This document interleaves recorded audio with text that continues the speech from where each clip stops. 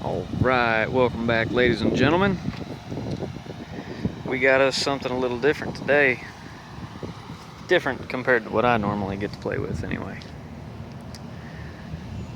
What we got here is a 2015 Kawasaki Vulcan Voyager 1700.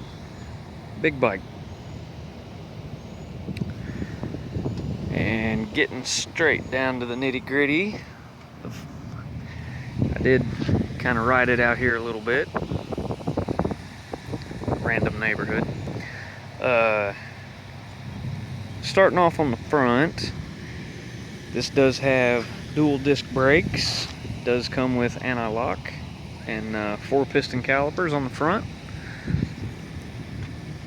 It does have ABS, and it also has K-Act, which is Kawasaki's active braking system. There's a lot of videos online that'll explain to you exactly how this system works, but essentially it is a proportioned braking system that whether you apply the front brake or the rear brake, it'll proportion them between both at any speed above 18 miles an hour. Below 18 miles an hour, the front brake is simply the front brake, the rear brake is simply the rear brake. Anything over that, depending upon the speed, it will split between the front and the rear. Which, the brakes on this bike are actually phenomenal, in my opinion. I don't remember off the top of my head exactly what color Kawasaki calls this. It's pretty. It's got some decent metal flake in it. Got that signature green pinstripe and some almost like a silvery gold look to it.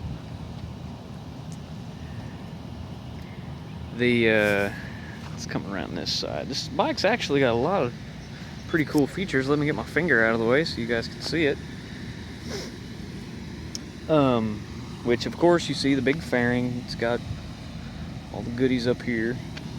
We're gonna start off down here. They do come with a heel toe shifter from factory, and the floorboards actually have kind of a suspended feel to them that's really comfortable while you're riding. The front cowl is adjustable. I had it open because it's pretty hot out here today. You can actually adjust that to where it'll keep a lot of that wind off your legs. There's a lever, I don't know if you can see it in my camera, but you can take this lever and you can adjust it to however you want it. I'm gonna leave it open because it's like 100 degrees out today. Like I said, it is a liquid cooled V-twin, 1700 cc's. It doesn't sound bad. We'll fire it up here in a little bit. It is a 6-speed gearbox. Both 5th and 6th gear on this bike are considered overdrive. That being said, should you guys ever try to test drive one of these, remember not to shift into 6th gear too soon. 60 miles an hour in 6th gear is too high of a gear. You really need to be in 5th at 60. If you don't, it'll feel a little luggy, I guess, for lack of a better term. I know when these bikes first come out, the transmissions weren't necessarily the smoothest, and they have improved a lot. Still got a little bit of room for improvement, I'm not gonna lie, but they've improved a lot. And finding neutral in the transmission is pretty easy as well. You do have floorboards for the passenger, and it's got that same suspended feeling to it.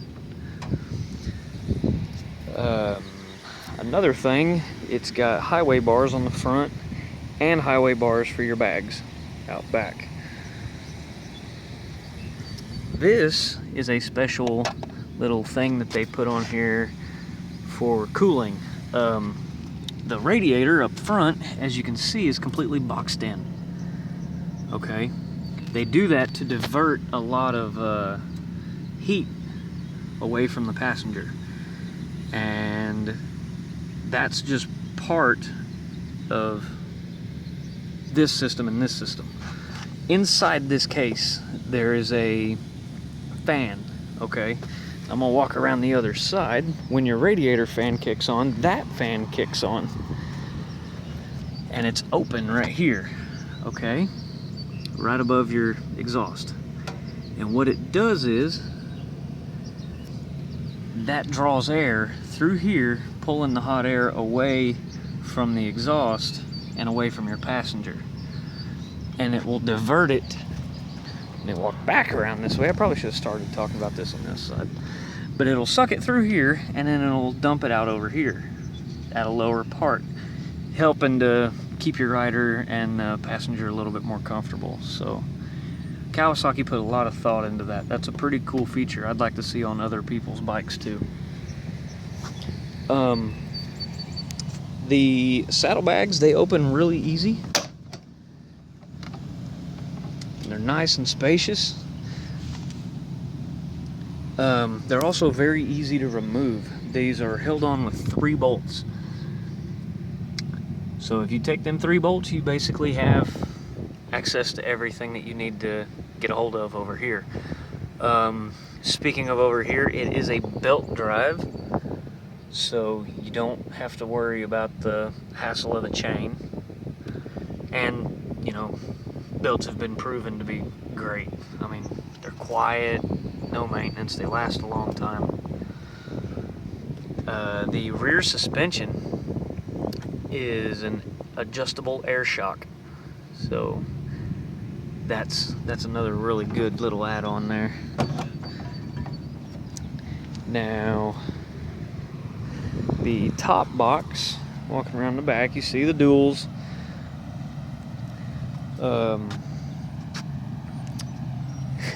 I forgot to get a license plate before I left. Huh. Okay. Let's not tell my wife about that.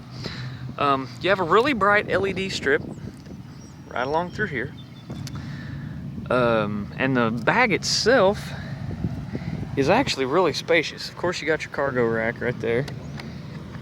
And these, some of the easiest opening bags I've ever seen in my life.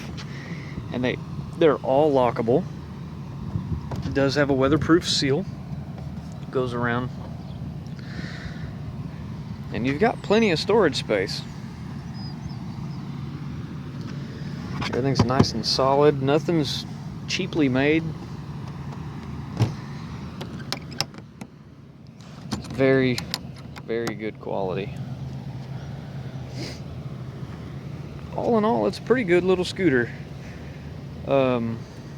You can, on both sides, you see there's a keyhole there and a keyhole over here. You have locking storage. And there's plenty of depth down in there. That way you can have a place to put your phone, your wallet, or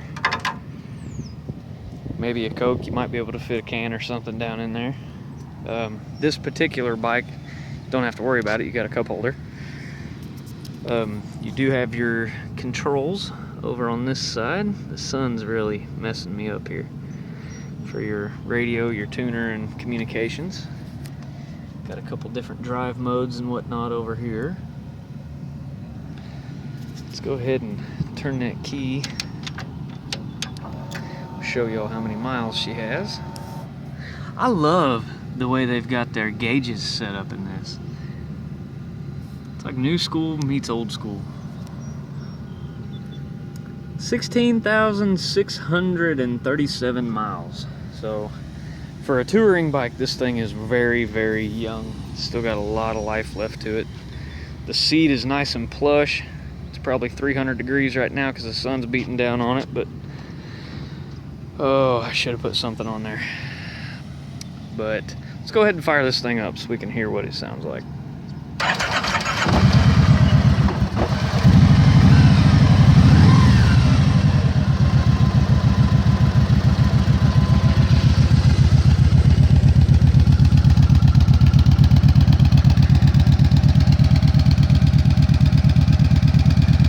there you have it, folks.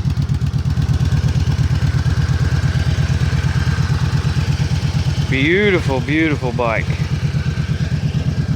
It's gonna make somebody very happy.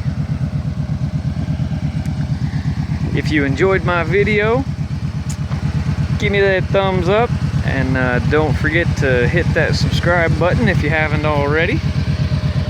Go ahead and shut her down so you can hear me.